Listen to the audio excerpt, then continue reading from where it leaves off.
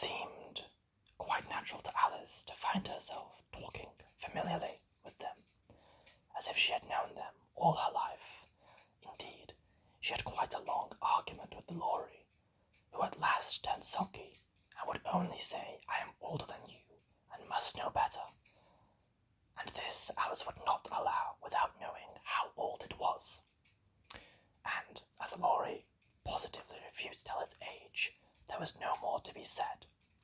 At last the mouse, who seemed to be a person of authority among them, called out, "Sit down, all of you, and listen to me. I'll soon make you dry enough." They all sat down at once in a large ring, with the mouse in the middle. Alice kept her eyes anxiously fixed on it, for she felt sure she would catch a bad cold if she did not get dry very soon. "Ahem," said the mouse with an important air. "Are you all ready? This is the driest thing I know. Silence all around, if you please."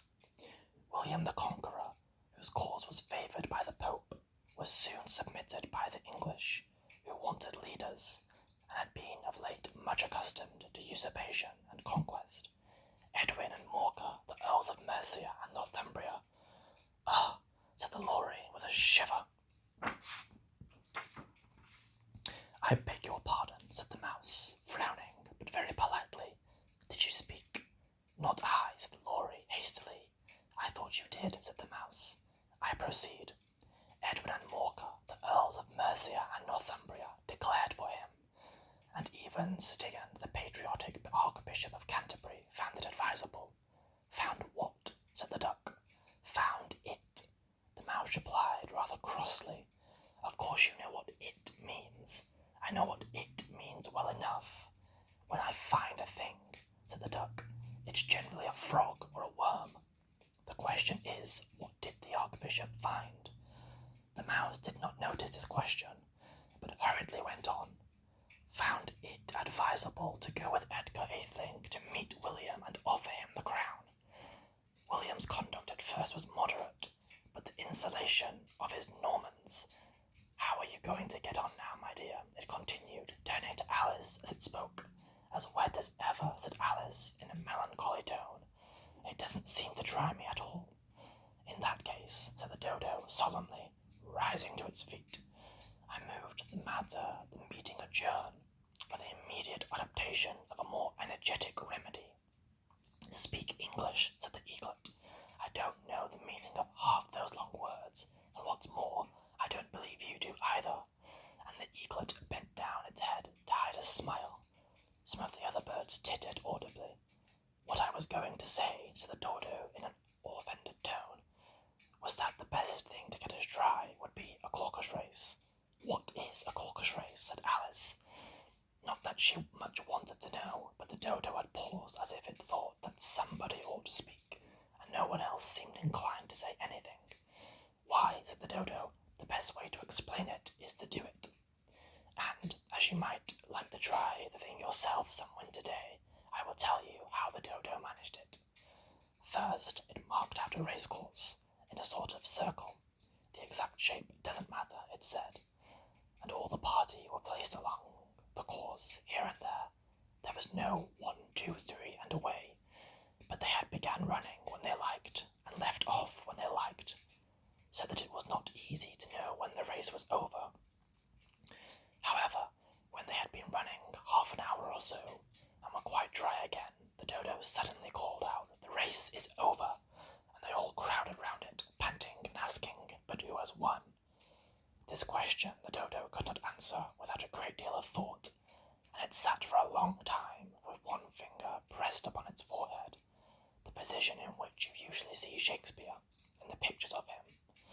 While the rest waited in silence, at last the Dodo said, 'Everybody has won, and all must have prizes.' 'But who is to give the prizes?' quite a chorus of voices asked.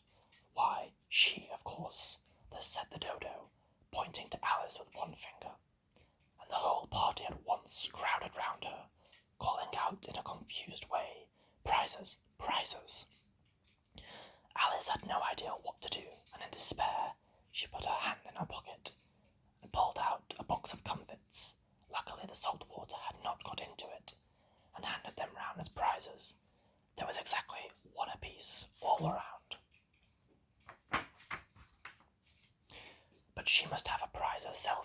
said the mouse. Of course, the dodo replied very gravely.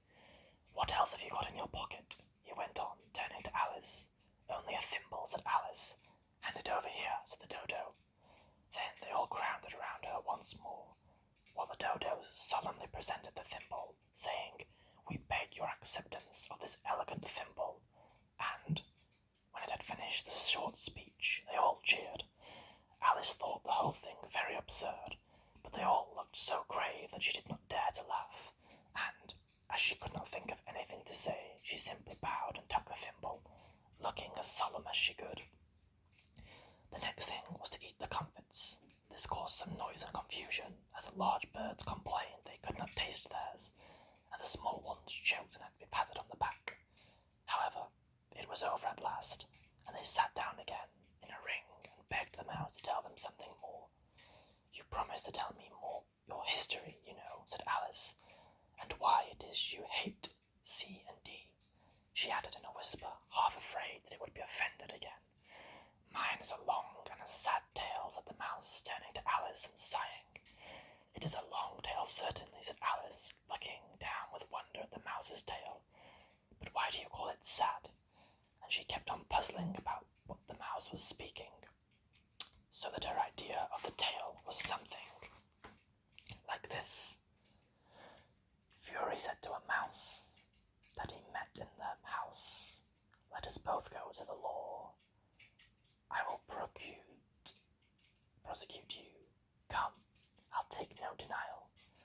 We have must the trial, for really this morning I've got nothing to do, said the mouse to the cur.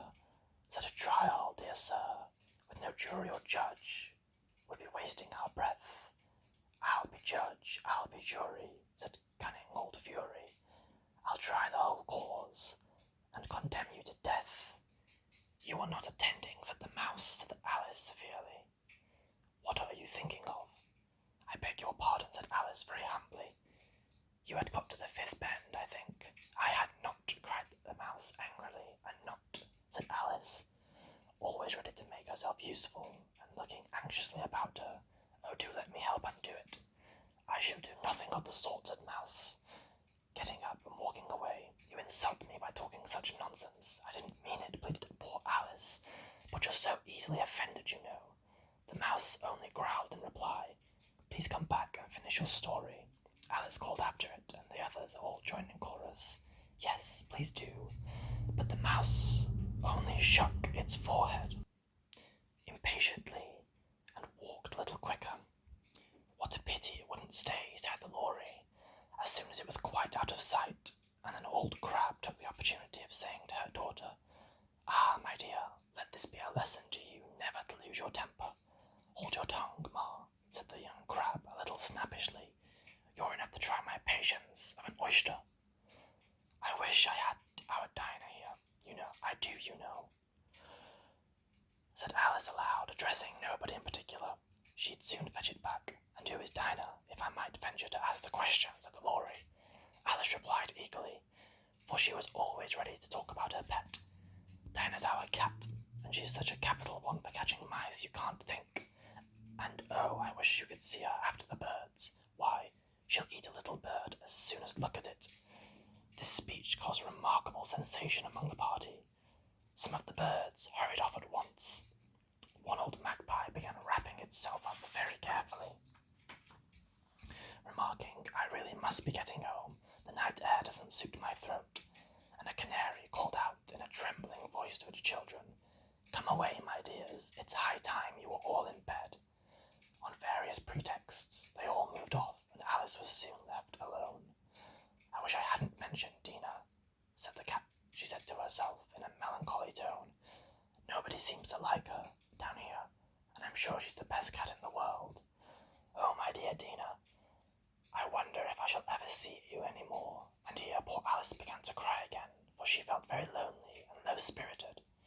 In a little while, however, she again heard the little pattering of footsteps in the distance, and she looked up eagerly, half hoping the mouse had changed